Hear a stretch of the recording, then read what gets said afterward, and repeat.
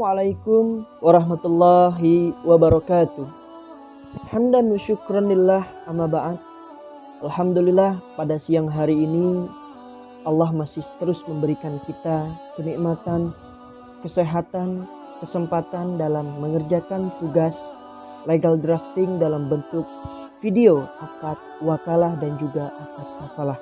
Oleh karenanya semua itu wajib kita syukuri satu persatu dengan yang pertama melafazkan hamdalah, yang kedua berusaha lebih baik ke depannya. Baiklah, yang pertama adalah pembahasan kita tentang akad kafalah. Mungkin bagi teman-teman semua dan yang menonton video ini sudah sering mendengar tentang akad kafalah. Namun sekarang kita berusaha cari tahu tentang pengertian dan definisi daripada akad kafalah. Akad kafalah adalah sebuah akad yang mengandung kesanggupan di dalamnya. Kesanggupan siapa? Kesanggupan seseorang untuk mengganti atau menanggung kewajiban hutang orang lain apabila orang tersebut tidak dapat memenuhi hutangnya. Dalam definisi tersebut dapat kita kasih satu contoh tentang hutang. Si A memiliki hutang ke si B. Katakanlah nobelnya Rp50.000. Kemudian si A setelah menjelang waktu dan jatuh tempo untuk pembayaran hutang, si A tidak mampu dan belum punya uang. Datanglah si B sebagai saudara atau sahabat daripada si A. Kemudian setelah terjadi hutang antara si A dengan si B, si C datang mengatakan kepada si B sebagai orang yang memiliki piutang, "Wahai B, hutangnya si A aku yang tanggung dan aku yang akan membayarnya." Seperti itulah kurang lebih contoh daripada akad kafalah. Nah, sekarang setelah kita mengetahui daripada definisi dan juga contoh, selanjutnya kita beralih kepada landasan hukum akad kafalah. Tentunya dalam syariat Islam, dalam melakukan sesuatu kita tidak bisa melakukan suatu perbuatan tanpa ada legalitas ataupun landasan hukum. Apakah ada dalam Al-Quran, Al-Hadis, Ijma' ataupun Qiyas? Pertama adalah Al-Quran. Al-Quran memberikan penjelasan pasti landasan hukum tentang akad kafalah itu sendiri, yang dimana Allah Subhanahu wa Ta'ala berfirman di dalam Al-Quran surah Yusuf ayat 66 yang artinya, "Sekali-kali aku tidak akan melepaskannya pergi bersama-sama kamu sebelum kamu memberikan janji yang teguh kepadaku atas nama Allah bahwa kamu pasti kembali padaku." Quran surah Yusuf ayat 66. Dalam ayat tersebut memberikan penjelasan kepada kita bahwa dalam jaminan ataupun tanggungan dalam kurung al-kafalah yang sudah kita bahas di atas tadi definisinya, harus terkandung suatu perjanjian akad yang kokoh antara pihak serta harus berlandaskan rasa saling percaya atas nama Allah, agar semata-mata akad tersebut terjadi karena keyakinan seorang muslim. Maka dari ayat tersebut dapat kita tarik sebuah pemahaman bahwa Quran surah Yusuf ayat 66 memberikan penjelasan. Ketika kita melakukan suatu akad dan suatu perjanjian, harus ada rasa saling percaya. Dan sebagai muslim yang sejati, tentunya Allah menjadi saksi akan akad terjadinya akad tersebut. Kemudian landasan yang kedua adalah Al-Hadis. Yang pertama tadi adalah firman Allah, kemudian sekarang daripada hadis. Rasulullah Shallallahu Alaihi Wasallam bersabda, hadis yang diriwayatkan oleh Imam Bukhari, yang artinya, telah dihadapkan kepada Rasulullah Shallallahu Alaihi Wasallam mayat seorang laki-laki yang telah disolatkan. Rasulullah Shallallahu Alaihi Wasallam bertanya kepada para jemaah, apakah dia mempunyai warisan? Para sahabat menjawab, tidak. Rasulullah bertanya lagi, apakah dia mempunyai hutang? Sahabat menjawab, ya, sang mayit memiliki hutang sejumlah 3 dinar. Mungkin kalau kita rupiahkan bukan 3.000. Rasulullah pun menyuruh para sahabat untuk mensolatkannya. Tetapi beliau sendiri tidak. Abu Qatadah berkata kepada Rasulullah, "Saya menjamin utangnya ya Rasulullah." Maka Rasulullah pun menyolatkan mayat tersebut. Dalam hadis tersebut dapat kita tarik sebuah pemahaman bahwa Rasulullah Shallallahu Alaihi Wasallam tidak mau, enggan untuk menyolatkan orang yang memiliki hutang, namun belum ada kepastian siapa yang akan membayar hutang sang mayit tersebut. Itu menganjurkan bahwa adanya kafalah yang dianjurkan, yang diperintahkan oleh Rasulullah ketika ada suatu mayit, seorang mayit yang meninggal dunia, maka harus ada orang yang menjamin daripada hutang orang yang meninggal dunia tersebut. Jika tidak, maka mayit tersebut akan dimintai pertanggungjawaban di akhirat nanti. Setelah hadis tersebut, tidak kurang lagi, yang pertama tadi ayat Al-Quran, surah Yusuf, yang kedua hadis yang diriwayatkan oleh Imam Bukhari. Landasan selanjutnya adalah ijma ulama. Para ulama madhab sepakat membolehkan akad kafalah, karena orang-orang Islam pada masa nubuwiyah, pada masa para nabi, mempraktekkan hal tersebut. Dari hadis tadi menggambarkan bahwa pada zaman Rasulullah akad kafalah sudah terjalankan dengan tujuan supaya meringankan setiap orang yang membutuhkan bantuan. Kemudian setelah kita membahas tentang landasan hukum, sekarang kita membahas tentang rukun dan syarat kafalah. Tentunya dalam melakukan suatu hal ada peraturan dan juga aturan yang harus kita lakukan. Seperti halnya akad kafalah. Yang pertama ada rukun. Apa saja rukun yang ada di dalam akad kafalah? Tentunya sigot kafalah atau ijab qabul. Apa maksudnya ijab qabul? Kata atau ucapan yang harus diucapkan dalam praktek kafalah, seperti dalam hadis Nabi tadi. Abu Qatadah mengatakan kepada Rasulullah, "Ya Rasulullah, aku akan menjamin dan aku yang akan membayar hutang sang mayit." Itu adalah sigot kafalah. Kemudian makful atau objek tanggungan adalah barang atau uang yang digunakan sebagai tanggungan. Tentunya harus ada objek.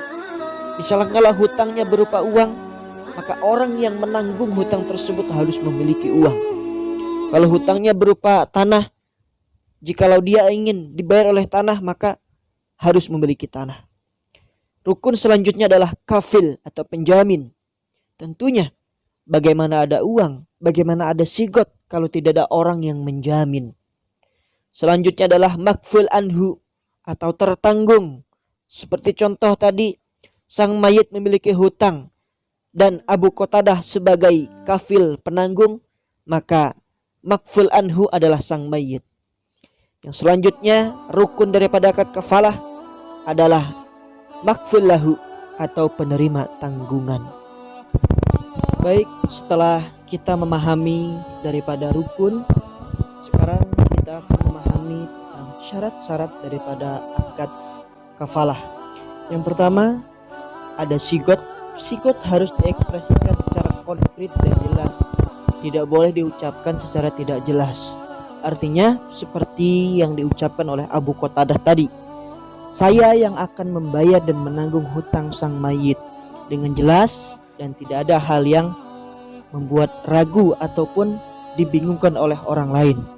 Selanjutnya adalah makful bih atau objek tanggungan, bersifat mengikat terhadap tertanggung dan tidak bisa dibatalkan secara syar'i.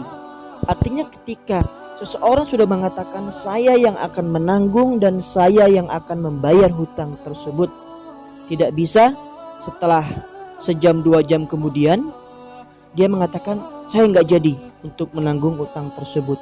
Itu tidak boleh. Artinya harus continue. Ketika dia mengatakan siap, maka dia harus membuktikan, tidak bisa dibatalkan. Selanjutnya adalah al-kafil, orang yang berjiwa filantropi atau suka berbuat baik demi kemaslahatan umat. Jadi orang yang menanggung, kafil ya, kafil penjamin penanggung, itu memang harus berjiwa baik dan sudah dipercayai oleh masyarakat umum, oleh masyarakat luas bahwa dia adalah orang baik. Tidak bisa seorang perampok mengatakan aku yang akan menanggung hutang orang tersebut, sedangkan harta yang dia bayarkan adalah harta dari hasil mencuri ataupun merampok. Kemudian selanjutnya syarat daripada akad kafalah adalah makful anhu, ada kemampuan untuk menerima objek tanggungan baik atas dirinya. Artinya kalau orang itu merupakan orang kaya, keluarga kaya, dan uangnya banyak, hartanya banyak, otomatis dia tidak pantas, tidak berhak menerima tanggungan dari orang lain. Ini maksud daripada syarat makful anhu adalah dia pantas, artinya memang orang yang tidak menyalahi daripada kewajaran atas orang lain. Dia punya utang 100.000, sedangkan dia punya harta 100 juta, tapi dia tidak membayar. Orang lain ada siap yang membayarkannya, maka itu tidak diperkenankan. Harus memang orang yang membutuhkan. Selanjutnya yang terakhir adalah makfulahu, juga harus dikenal dengan baik oleh kafil. Jika orang yang memiliki piutang bukan orang yang dikenal baik ataupun seorang yang istilahnya orang yang menggunakan hutang yang mengandung riba atau yang lain sebagainya, maka itu tidak bisa dilakukan. Atau hutang daripada penjualan narkoba, maka itu juga tidak bisa dipenuhi. Selanjutnya setelah kita mengenal definisi, landasan hukum, rukun dan syarat, kita masuk ke dalam macam-macam kafalah. Kafalah menjadi macam daripada akad kafalah. Ada kafalah bin nafs, artinya dengan diri sendiri.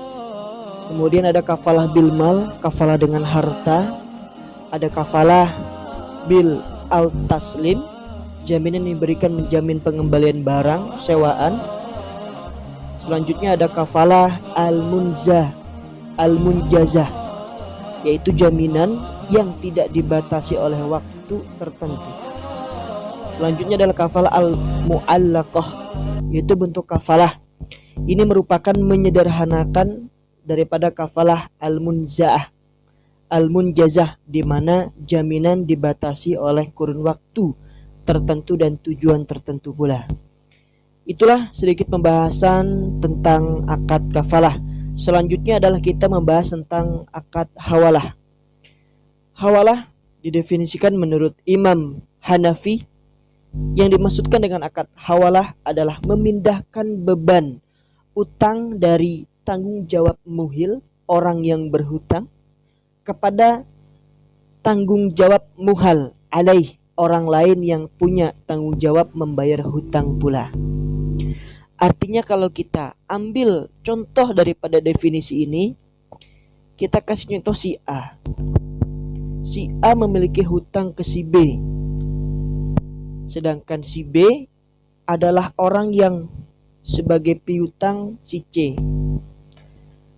Ketika si A menagih hutang kepada si B, wahai si B, segera bayarlah hutangku karena aku membutuhkan uang itu.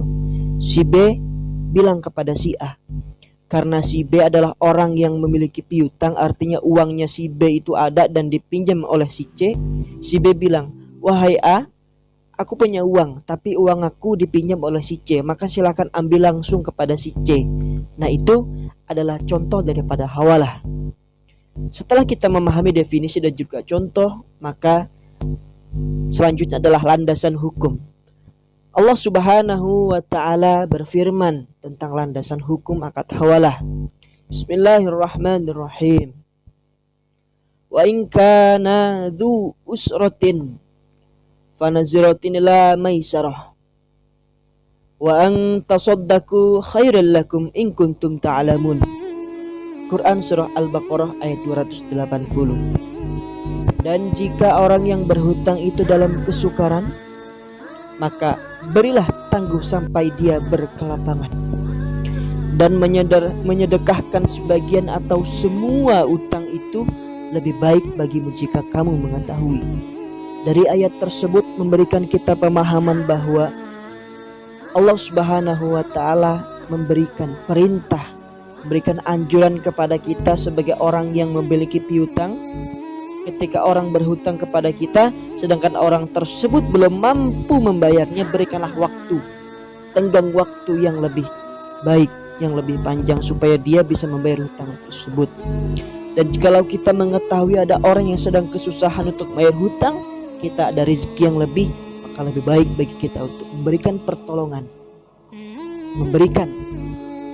kepada orang yang membutuhkan. Itu daripada landasan Al-Quran surah Al-Baqarah ayat 280 tentang landasan akad hawalah. Selanjutnya al-hadis, bagaimana pendapat Rasulullah tentang akad hawalah. An Abi Hurairah radhiyallahu anhu anna Rasulullah sallallahu alaihi wasallam qala matlun al-ghaniyyu tal'un fa idza ankahu ahadakum ala maliyati bikum, yang artinya Abu Hurairah radhiyallahu anhu meriwayatkan bahwa Rasulullah sallallahu alaihi wasallam pernah bersabda, penundaan pembayaran hutang dari seseorang yang kaya adalah sebuah kelaliman. Maka jika salah seorang dari kalian dipindahkan kepada seorang yang kaya, maka ikutilah. Itu daripada hadis Rasulullah sallallahu alaihi wasallam. Artinya dari hadis tersebut memberikan pemahaman kepada kita, jikalau dalam memberikan hutang kepada orang lain dan orang lain belum bisa membayarnya, maka diberikan penangguhan waktu kembali. Setelah al-hadis maka adanya ijma'. Bagaimana ijma' para ulama tentang akad hawalah? Para ulama sepakat bahwa memperbolehkan hawalah karena hawalah dipandang memberikan manfaat kepada banyak orang. Hawalah diperbolehkan pada hutang yang tidak berbentuk barang atau benda, karena hawalah adalah perpindahan utang. Oleh sebab itu harus pada utang atau kewajiban yang sifatnya finansial ataupun keekonomian. Mungkin seperti itu daripada pendapat ijma' ulama tentang akad hawalah. Selanjutnya setelah kita memahami tentang landasan hukum, kita akan memahami tentang rukun dan syarat daripada hawalah. Menurut Hanafiyah, rukun hiwalah atau hawalah hanya ada satu, yaitu ijab dan qabul. Hal yang dilakukan antara menghiwalahkan dengan yang menerima hiwalah. Syarat-syarat hiwalah menurut Imam Hanafi mungkin ada beberapa.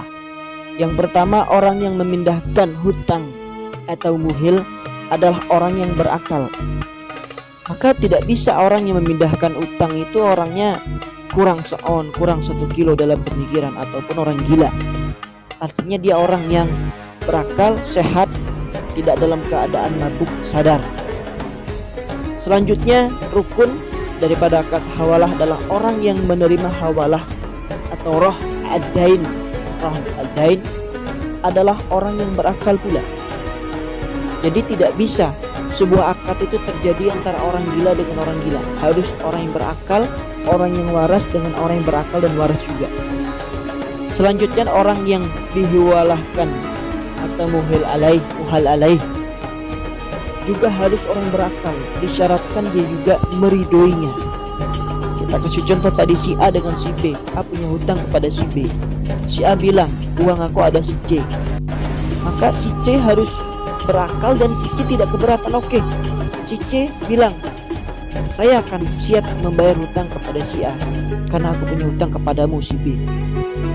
Kemudian adanya hutang atau muhil kepada muhal alaih. Tentunya kalau tidak punya hutang, kenapa harus ada hawalah?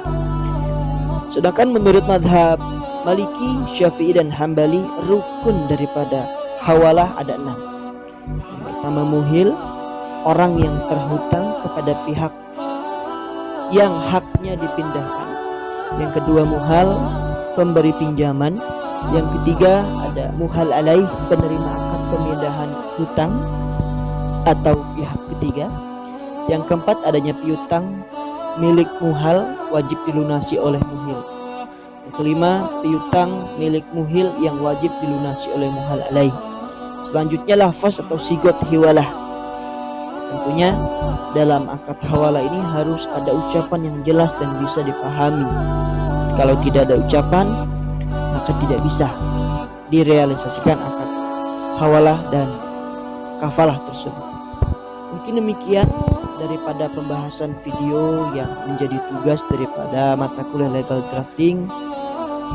Semua pembahasan tersebut dapat kita simpulkan bahwa akad kafalah adalah jaminan yang diberikan oleh penanggung kepada pihak ketiga, pihak yang memberikan hutang atau kreditor makfulahu, untuk memenuhi kewajiban pihak kedua yang berhutang oleh makful alaih. Sedangkan akad hawalah adalah pemindahan beban hutang dari muhil kepada orang yang menjadi tanggungan muhal alaih, orang yang berkewajiban membayar hutang.